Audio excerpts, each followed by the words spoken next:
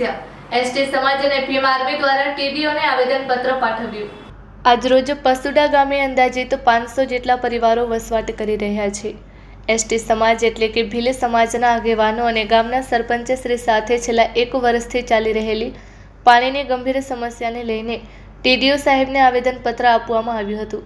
આ રજૂઆતમાં ગામના સરપંચ શ્રી ભુરાભાઈ ભજુભાઈ ભીલ, બાબુ છગન ભીલ, દિલીપ પોપટ ભીલ, જયરામ લગધીર ભીલ તેમજ મોહન વાંધા ભીલ અને રસિક લગધીર ભીલ સહિત સમાજના તમામ આગેવાનો ઉપસ્થિત રહ્યા હતા અને ગામ લોકોને સમસ્યા ટીડીઓ સાહેબ સમક્ષ રજૂ કરી હતી।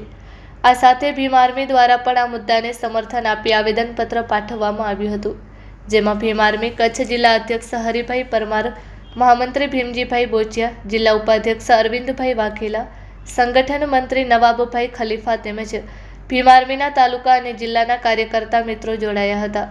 ગામ લોકોએ જણાવ્યું કે છેલ્લા 1 વર્ષથી પીવાના પાણીની ભારે તંગી છે।